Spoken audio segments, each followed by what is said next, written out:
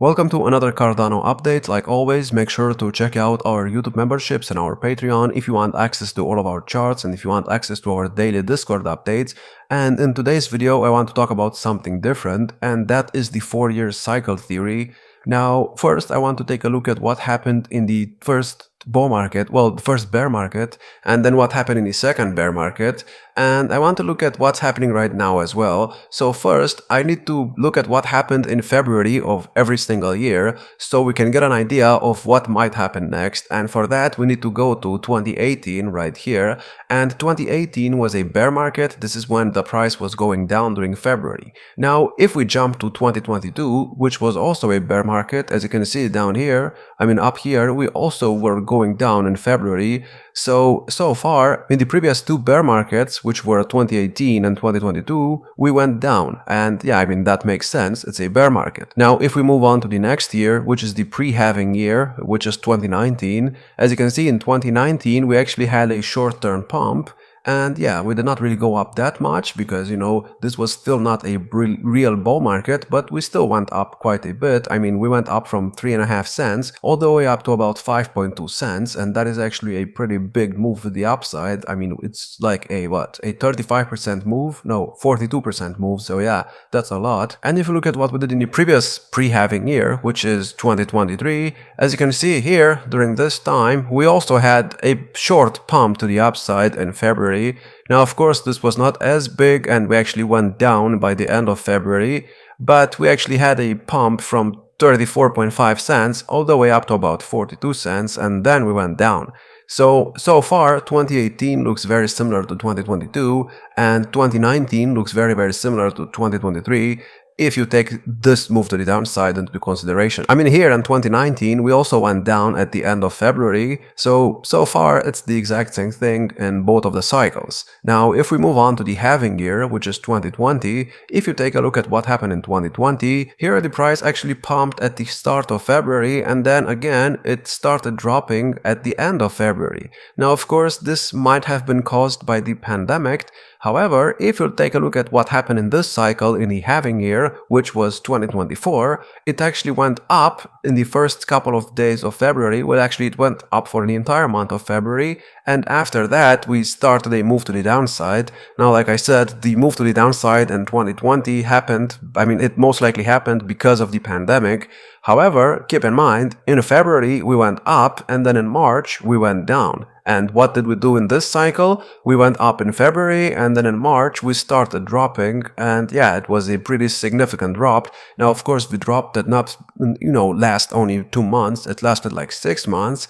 But yeah, so far it's the exact same thing. And as you can see in 2018 and in 2022, like I said, we did the exact same thing. In 2023, we did the exact same thing as in 2019. And in 2020, we did the exact same thing as in 2024. So, this might show us that we are about to do something extremely bullish this month in February in 2025. And why is that? Well, if you take a look at what happened in 2021, which was a post-halving year, this is when Cardano actually went up about 300% in February.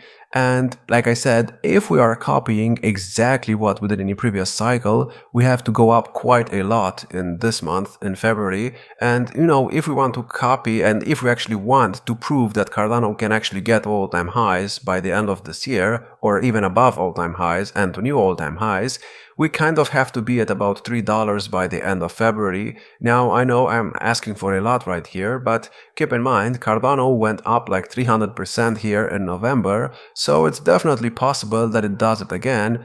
From where we're at right now, let's say we're at about 97 cents or so, that would only be a 200% pump, which is not really a lot when you consider the fact that Bitcoin dominance is at cycle highs right now. So in order for that to happen, we would need Bitcoin dominance to start going down, and what I am expecting it to go down, so I think it's very possible for that to happen if Bitcoin dominance actually goes down. Now, you have to keep in mind that in the previous cycle during February, Cardano did not really care about Bitcoin dominance. It went up on its own. Here, like I said, it went up 300%, but if you look at what Bitcoin dominance was doing in the previous cycle, as you can see in February, we were actually going sideways. Bitcoin dominance was not doing anything. Now, of course, it was going going down still from this high right here. But this was just sideways price action, and during this time Cardano actually went up like 300%. When Bitcoin dominance had this huge move to the downside, Cardano did not really go up that much. I mean, this move to the downside started, let's say, in April of 2021. In April of 2021, Cardano was already at about, let's say about $1.30. So yes, it still went up from there, but it did not really go up as much from this point on to the all-time high, at least compared to how much it went up, for example, from this low right here to about $1.30 or so. It went up like 8,000% already before that. So yeah, Bitcoin dominance does not really have to drop a lot in order for Cardano to go up. Now, of course, maybe it needs to happen in this cycle, and keep in mind we are still in QT, so maybe Cardano is waiting for that, but if we are following the 4-year cycle theory, and if Cardano keeps doing exactly what it did in the previous cycle, then we should get a huge pump in February. And like I said, this pump should put us near all-time highs, and it would make sense because at the end of the day, I'm expecting this to be a third wave of the third wave, so this makes the most amount of sense to me. And honestly, if we do not do that, then I'm going to have to change some of the predictions, because then we will not be copying what we did here. But I mean, the second wave move to the downside of the main third wave move to the upside looks to be in, so I think it's only a matter of time until we start doing something again. I think I actually moved the support zone. Let me fix this. Alright, here we go. And yeah, I mean, the second wave move to the downside already has an ABC structure. I have told you this multiple times, so it's very likely that it's in, but like I said, we need 5 waves up to be able to confirm that, and right now we only have a 1-2 setup on the chart. We are still working on the third wave. The third wave is very, very weird. I mean, I don't really like the price action, but that does not mean that it's a bearish thing. I mean, in the previous cycle we did the exact same thing, although I have to admit that in January in 2021 we went up like 100%. In this cycle we did not really go up that much. But also consider the fact that in the previous cycle in November we only went up 100%, and in this cycle we went up 300%, so maybe that's why we did not go up as much in January this cycle as we did in the previous cycle. I mean, that's a good reason.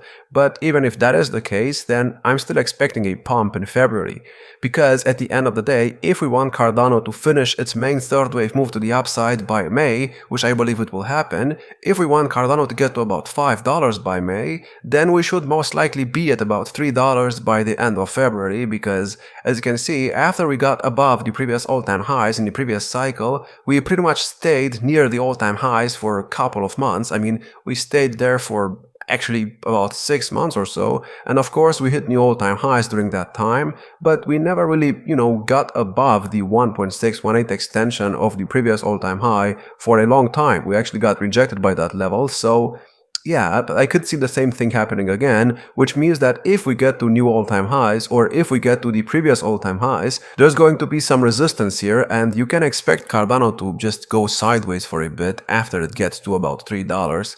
But after we get above that level, I mean, it should be fairly easy to, go to about $5 to $8, because there's no resistance up here. There's literally nothing. So the main resistance level is at about $5.30. That's the 1.618 level, the resistance level of the previous all-time high. But until we get there, I mean, what we need to do right now is get above the 0.618 of the previous all-time high. We got rejected by this level multiple times, and I think that once we get above this level, I think that will finally trigger the move that everyone has been waiting for some time now. So I know not many people are talking about crypto right now, and not many people are watching the crypto videos because there's nothing going on, but I think this is the calm before the storm, and I think it's only a matter of time until we get to new all-time highs.